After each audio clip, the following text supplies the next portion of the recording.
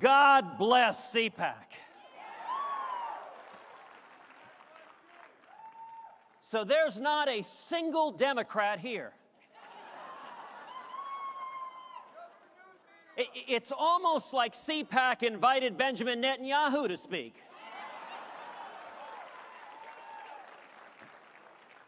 Well, you know, we could have had Hillary here, but we couldn't find a foreign nation to foot the bill.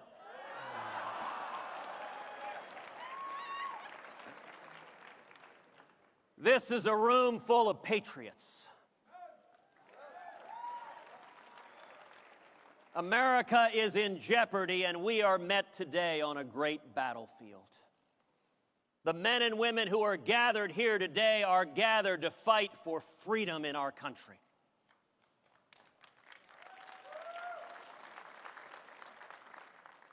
And the men and women of CPAC are going to play a fundamental decision in how we turn this country around. The men and women gathered here today are going to play a critical role in reigniting the miracle of America. How do we do that? How do we win? How do we bring back the miracle that is America? God bless you. Number one, we reassemble the Reagan coalition. We bring together fiscal conservatives and social conservatives and national security conservatives. We stand strong for economic growth, but we also stand for life and marriage.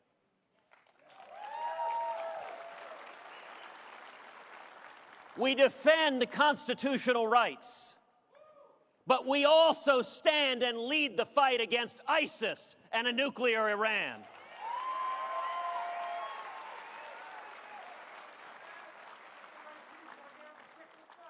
We need all three legs of the proverbial Republican stool, not one leg, not two, but the way we get to 51% is we bring together conservatives and libertarians and evangelicals and women and young people and Hispanics and Reagan Democrats.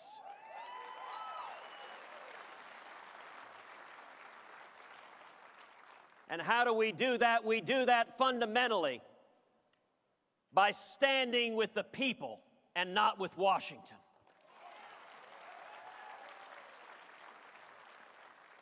Washington wants Obamacare. The people want liberty. Washington wants amnesty. The people want rule of law.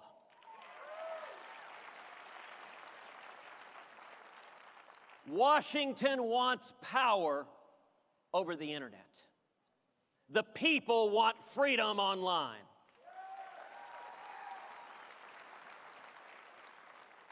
And don't believe President Obama when he says, if you like your internet, you can keep your internet. Hillary Clinton embodies the corruption of Washington.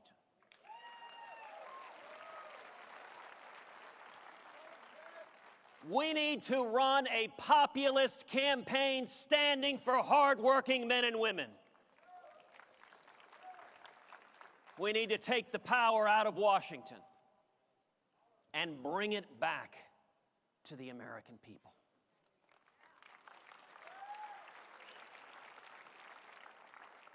Now, how do you differentiate? There are lots of terrific candidates. 2016 looks like it's going to be a crowded race. And there are a lot of people here who are powerful. They're inspirational. They make your heart soar. They inspire me every day. How do we differentiate?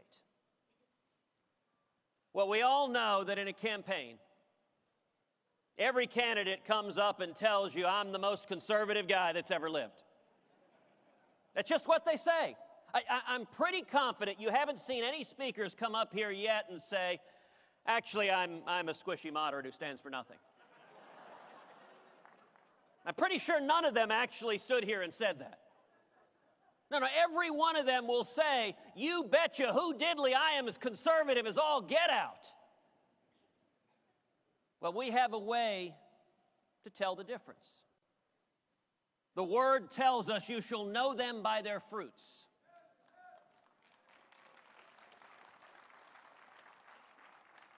And so I would encourage all of the men and women gathered here today, demand action, not talk.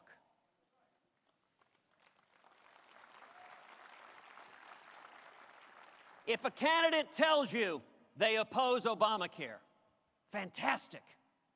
When have you stood up and fought against it?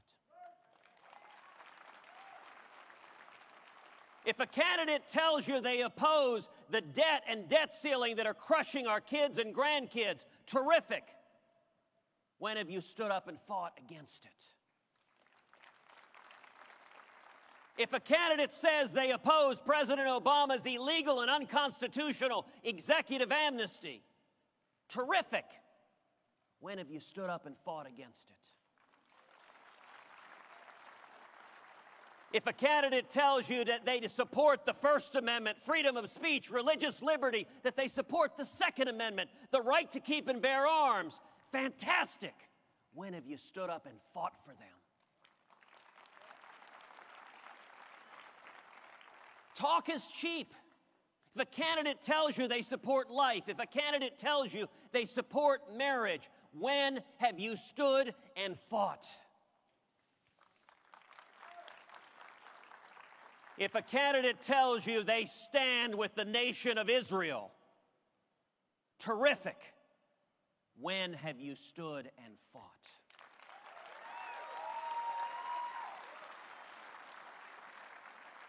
If a candidate says that they oppose Iran acquiring nuclear weapons capability, fantastic.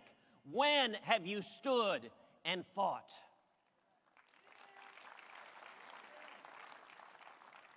Actions speak far, far louder than words.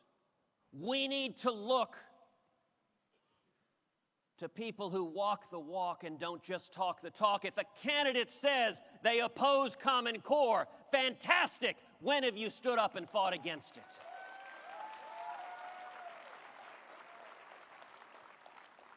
You know, I had a former boss who used to say, if I'm ever accused of being a Christian, I'd like for there to be enough evidence to convict me. Now, that is powerfully, powerfully true, and it is equally true of being a conservative. If you're really a conservative, you will have been in the trenches, you will bear the scars, you will have been fighting the fights. And I'll tell you what the men and women of CPAC understand. It's that the biggest divide we have in this country, it's not between Republicans and Democrats. The biggest divide we have in this country is between career politicians in Washington and the American people.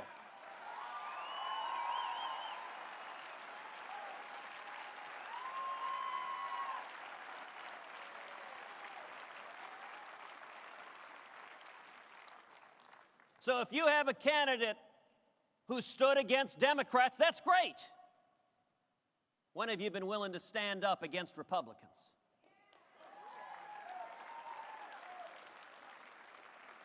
When have you been willing to stand with the people? This is a fundamental choice in our country, a fundamental direction that the men and women here will decide. It was 40 years ago at CPAC that President Reagan said the path to victory is painting not in pale pastels but bold colors.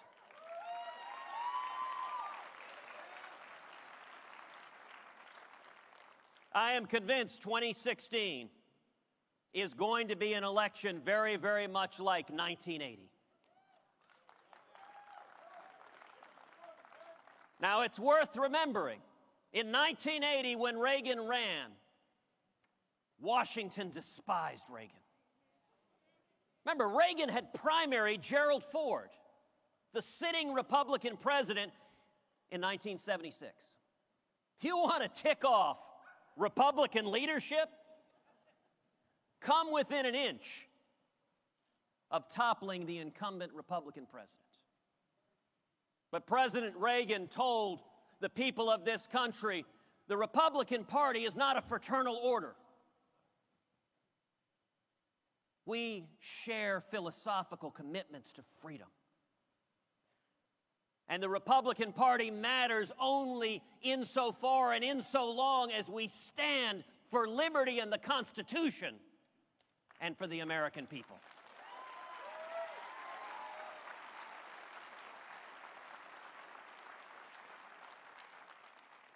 Our nation is in crisis at home. Millions of Americans are hurting. Obamacare is a train wreck. And that's actually not fair to train wrecks. And all abroad, America has receded from leadership in the world. We see the president describing the horrible terrorist attacks in Paris as a, quote, random act of violence. There's nothing random about radical Islamists going into a kosher deli to murder Jews for their Jewish faith.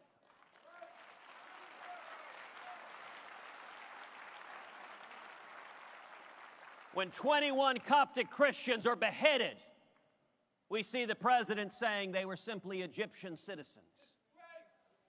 They were murdered for their Christian faith, and the President of the United States needs to stand up and defend them.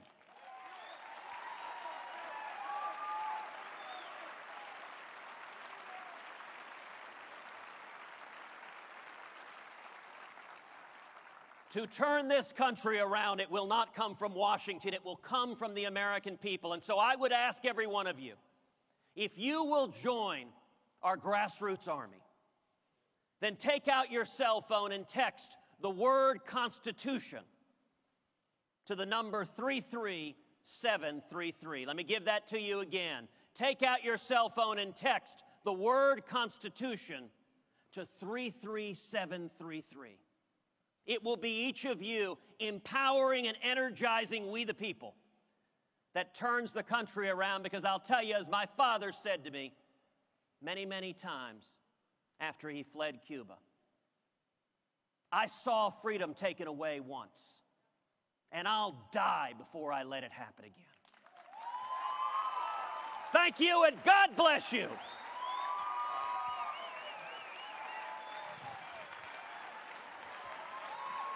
Hello, CPAC, how y'all doing? Give it up, Senator Ted Cruz. Y'all ready? Less than 2 years, and we can fundamentally transform America back to what it was, and that's great. Y'all happy about that? Senator, great to see you. It's an honor to be here. I got some questions, some of them from Twitter and Facebook. We got a lot of people shooting away. You did a 21-hour filibuster. 21 hours. The purpose was to strip funding from the health care bill. Remember that the 21? I watched most of it, by the way, so. Your fellow Republicans, Rick Santorum, called you a bomb thrower. Senator McCain said it was an agonizing odyssey and then used the term wacko bird. Senator Graham said it was hostage-taking and political overreach. I didn't say it. Relax. My question to you, Senator, what do you say back to those senators that criticized you for standing up for your promise? Look, the simple point is we shouldn't be listening to Washington. We should be listening to the American people. Obamacare is a disaster. Millions of Americans have lost their jobs, have lost their health care, have lost their doctor. And Sean, I seem to recall that many of those critics said, when so many of the men and women in this room stood up and said, stop the train wreck that is Obamacare, the Washington pundits all said, oh, this will be a disaster. This will keep Harry Reid as majority leader forever. Now, Did I miss that in the last election?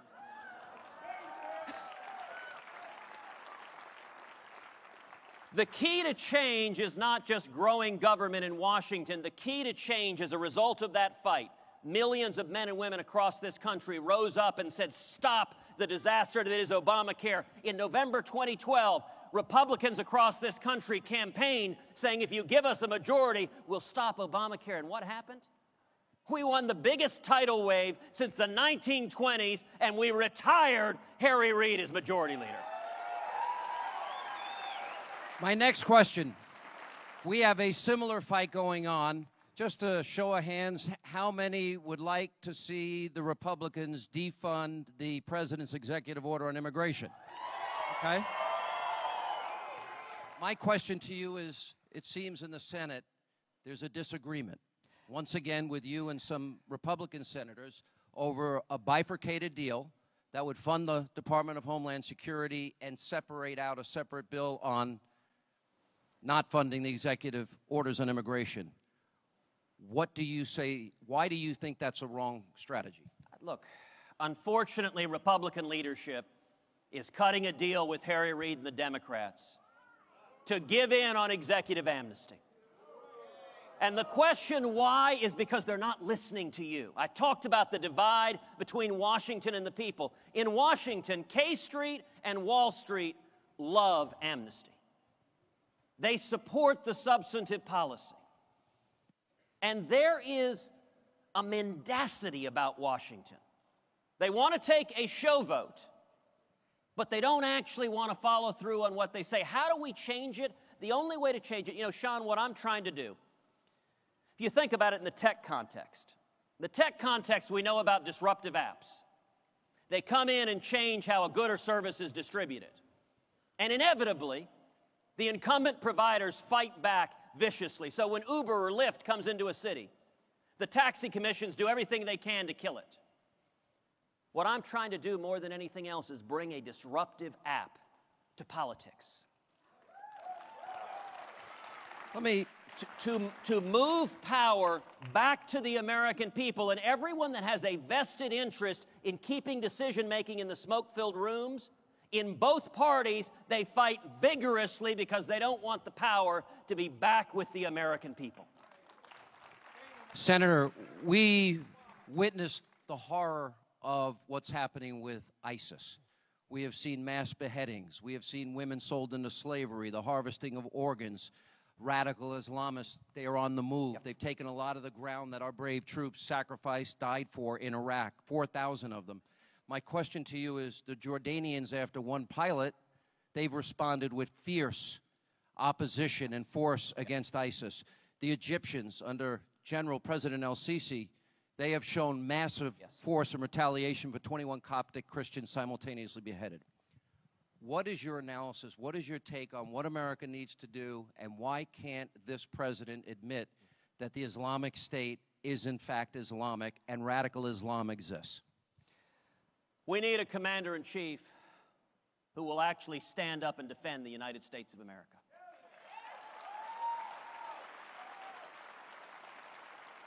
We need to stop this bizarre Orwellian doublespeak. We cannot defeat radical Islamic terrorism with a president who's unwilling to utter the words radical Islamic terrorism. You know, the State Department spokesperson just said recently, we can't win this by killing ISIS. We need to give them jobs. What utter and complete nonsense. Listen, that is precisely how we win this. We kill the terrorist leaders before they kill us.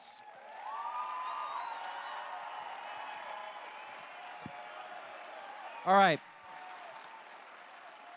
I want to warn everybody, I am asking this next question because I know the liberal media will. Okay, so might as well get it out of the way for them. That's my job. I get paid to do that. No, I have not stopped beating my wife. Okay. Your mother was an American citizen. You talked about your dad coming from Cuba. You were born in Canada. You had dual citizenship. there are a bunch of liberal birthers out there that would try to make the case that you're not eligible. Just a quick, short answer. Look, I was born in Calgary. My mother was an American citizen by birth.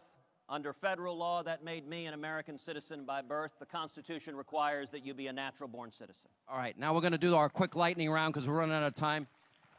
What would the top 5 agenda items of a President Ted Cruz, what would they be? Number 1, repeal every blasted word of Obamacare.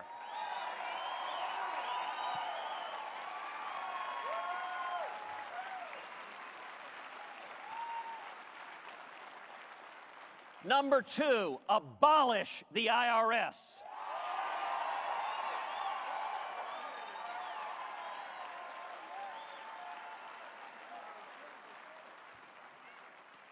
Take all 125,000 IRS agents and put them on our southern border.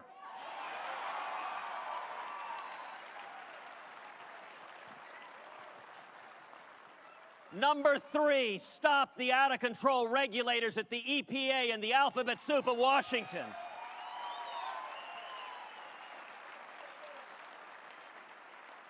Number 4, defend our constitutional rights, all of them.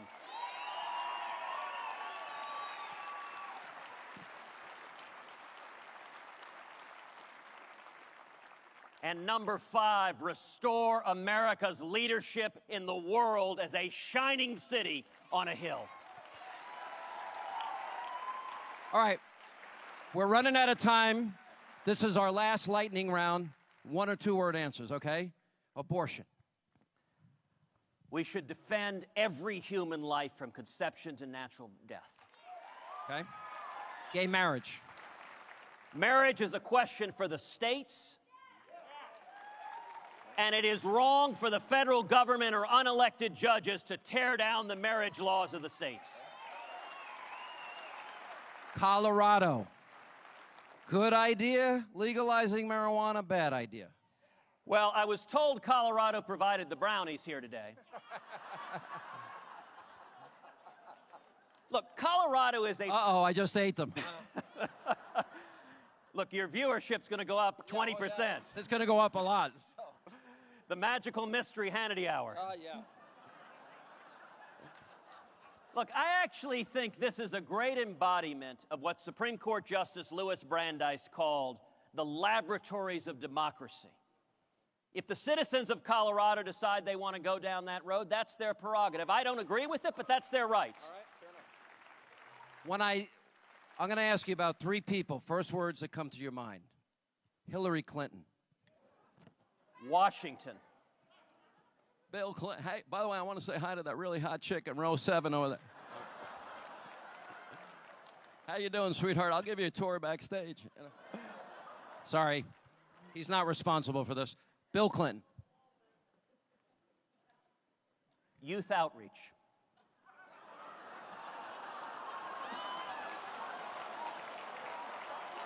What?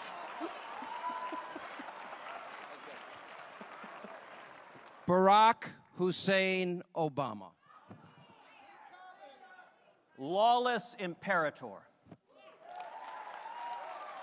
In light of what the country has been talking about in recent days, and we have less than 30 seconds, it's not my clock, so please forgive me.